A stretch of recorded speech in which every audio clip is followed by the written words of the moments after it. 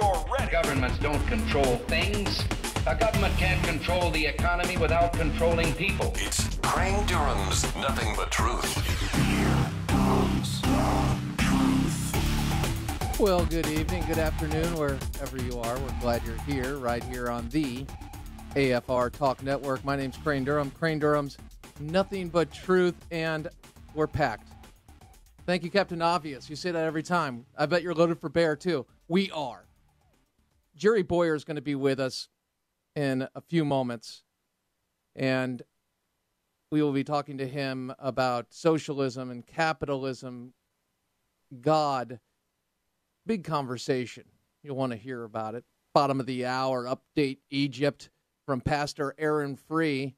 We're going to detail what the Egyptian people have been crying out for and what the military and the Muslim Brotherhood, that divide, is that the true divide, or is it the Muslim Brotherhood and everyone else? And what about evil? Evil. Yes. Evil in Oklahoma, where a visiting student from Australia, baseball player, was gunned down by 3 teenagers. This is a horrific event. And in light of the fact that we had a killing of a teenager, the circumstances around that were quite different than this, not just being gunned down, but the person who was bashing the person's head against the concrete was killed. This a little different. Yet President Obama weighed in on that.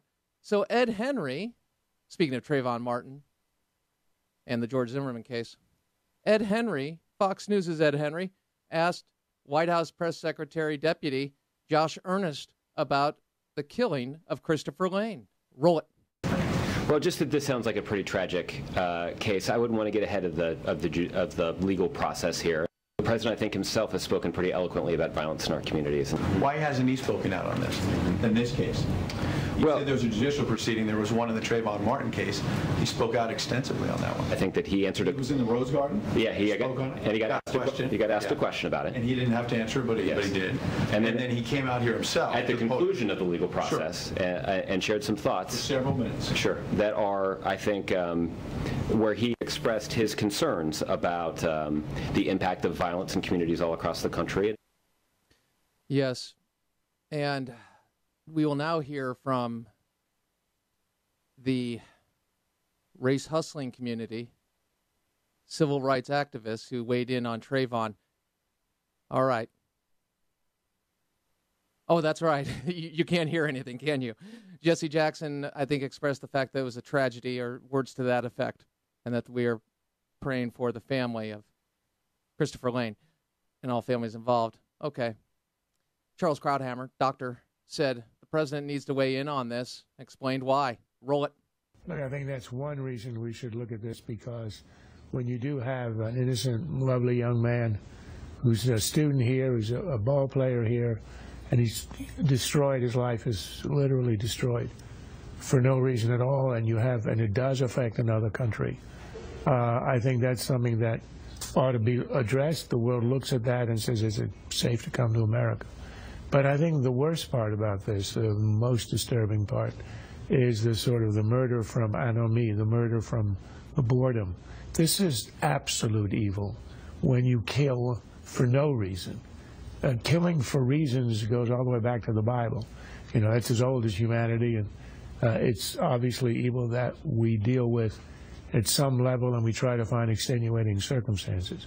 They can be none here. They had no idea who the guy was. They simply wanted, apparently, from what they said, to kill for the sake of killing. And that is extremely chilling. I don't know that anything a president would say would make a difference, but that's what I find most disturbing of all.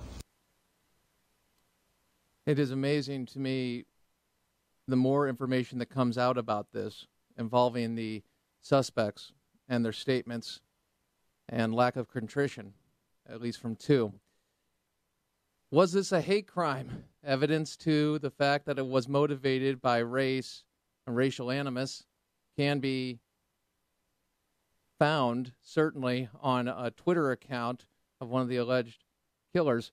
So we're going to ask Hans von Spakovsky, senior legal analyst at the Heritage Foundation, about that. I'm not a fan of hate crimes, and I understand that I've been highly critical of them, but nonetheless, if there's going to be a definition for one, would this fall under it? Plus, Hans von Spakovsky takes on Eric Holder, and Eric Holder's Justice Department response to the Texas voter ID law, takes it head on. We'll talk to him about that as well. Oh, yes, and Bradley Manning wanting to become a woman. Yeah, we'll get to that too, and the sentence of Bradley Manning. All right, so that's all ahead with Hans von Spakovsky. The president in Buffalo today, he was speaking to the issue of education, and he spoke to the idea of, hey, the government needs to get out of education. We've messed it up. We've seen the inflation. We see how the loans and aid is factored in and drives up costs artificially. We messed up in health care, and we've messed up in education. We're just going to get out. Crane, that's not what he said. Okay, then what'd he say? Roll it. So whether we're talking about a 2-year program, a 4-year program, a technical certificate, bottom line is higher education cannot be a luxury. It's an economic imperative. Every American family should be able to afford to get it. Today, I'm proposing major new reforms that will shake up the current system, create better incentives for colleges to do more with less, and deliver better value for students and their families. Some of these reforms will require action from Congress, so we're going to have to work on that. Some of these changes I can make on my own. We are going to have to We're going to be partnering with colleges to do more to keep costs down, and we're going to work with states to make higher education a higher priority in their budgets. Well, you've had such success. They're looking at a federal aid scorecard of the value of the college, and that will become another evaluation and barrier because they will pretty much establish the fact that funds would not be able to get to those colleges, government funds, to those colleges, government aid, that were not doing well on that scorecard or didn't have a particular score. We have enough information on it. The market can take care of this, and there are a number of market reforms you can make. But nonetheless, the president continued, roll it. And I've got to tell you ahead of time, these reforms won't be popular with everybody, especially those who are making out just fine under the current system. But my main concern is not with those institutions. My main concern is the students those institutions are there to serve, because this country is only going to be as strong as our next generation.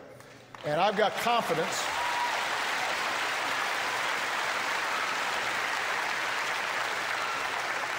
I have confidence that our country's colleges and universities will step up. And by that, we will put some control mechanism over them, more intervention, and in essence institute price controls, because they've worked historically. They've always worked.